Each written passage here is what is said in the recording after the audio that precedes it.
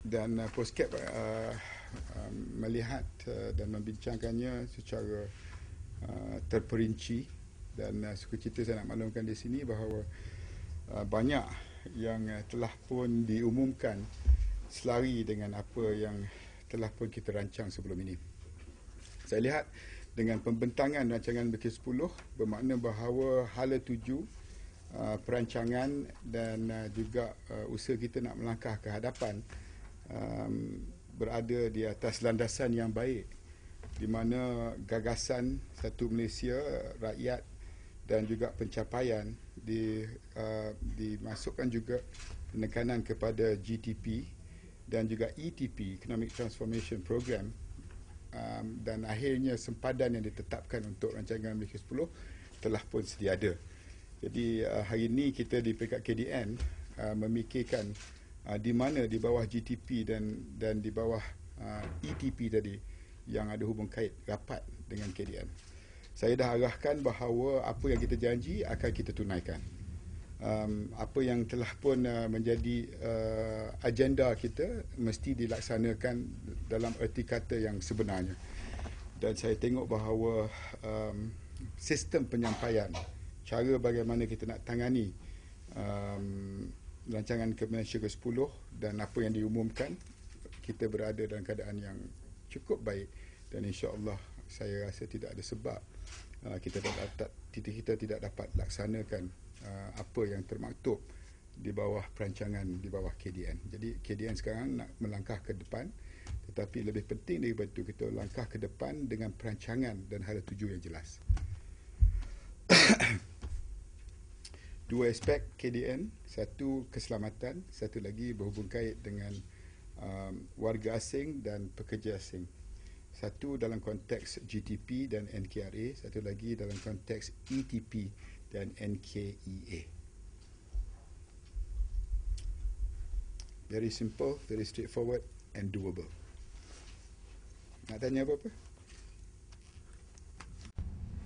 Can I ask about Amino Rashid? What about it? The findings of the Special Task Force, Yeah. It's been more than a month. Yeah. Will it be made public? Well, I think it is right now pending a court case, so it's sub judice. Until that court case is sorted out, and we're not bound by the sub judice aspect of this matter, then we will inform and make the decisions then. So right now it's academic, but I believe that we have put into place a fair approach, a credible approach, so that the truth prevails. All I want is the truth in this matter. I do not want it to be politicized. I don't want it to be polemic. I don't want it to be even emotional. I can understand the family being emotional, but at the end of the day, I want justice. I want truth. I want, in a way, the truth prevailing and justice being shown to both sides, both the police and the family that was involved. But I mean, there are some parts of the task force area of research. One of them is to review the GSO. It's happening. Yeah. I think we look at it dalam hal tu, saya tengok ada hikmahnya, di mana saya percaya bahawa apa yang berlaku ini menuntut kita melihat kepada SOP dan juga peraturan-peraturan yang sedia ada yang mungkin perlu diperkukuhkan lagi. Tetapi seperti saya sebutkan tadi, itu lain aspek, kerana tak ada kaitan secara langsung dengan kes yang sekarang ni sub judice di mahkamah. Itu kita boleh umumkan, dan Datuk Wira is handle it. You can follow up with him, and you've got very credible people, Tun Hanif involved, Datuk Syafi. So I made a point to persuade them to be on board, because we want to look at it in medium and long term. When will how is your ministry going to help ensure that the NKEA is achieved? on foreign labour, because there is a balance between the requirement of the economic ministries and the issue of security.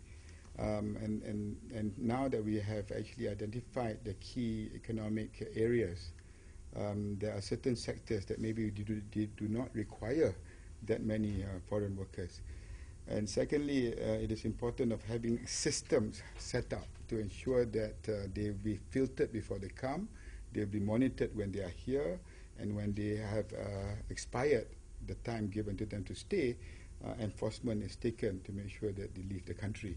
Because together with this issue comes other transnational and cross-boundary crimes, whether it is drugs, whether it's human trafficking, whether it's terrorism. These are all international issues which we are addressing at the moment. I am positioning the Ministry of Home Affairs to look at that aspect as a whole, and coordinating all the different agencies, the terrorist task force, the issue of immigration, the issue of drug trafficking, involves many ministries and many agencies. So KDN will be in a position, not too long from now, able to spearhead and actually coordinate this international cross-boundary crimes, which we feel is an area which KDN should have the expertise and able to lead. So really it's quite an exciting period of time when we're looking at the new key economic areas, because we are balancing the economic needs of the country and also the security risk involved with, at any point in time, 1 billion people in the world will be traveling. And with it comes all kinds of different challenges in a very borderless world. So I think we can be up there with the best of the countries in addressing this issue. 14 ministries are involved and 11 agencies in the Cabinet Committee. So the approach will be, I've been having meetings with the committees in the ministry. In fact, I just had one 2 days ago. We'll be having another one on just the systems within our agencies. That will be tabled to the Cabinet Committee, a holistic approach. And after that, will be brought up to Cabinet.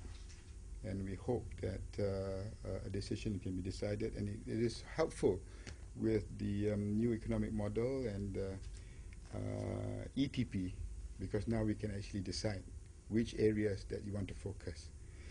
But for me personally, I feel it is the systems that's important. If you have a good system to monitor, to filter, to enforce, you can have 1 million people working in one sector.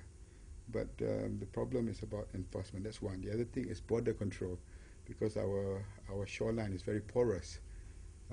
We send them back. By tomorrow, they'll be back again. So how to monitor that? So the system is something that we will be tabling to the Cabinet Committee chaired by the DPM, and thereafter to the Cabinet, to the PM himself. Can I ask you regarding this idea that PAS has to fill in non-Muslims as candidates, but not them being a member?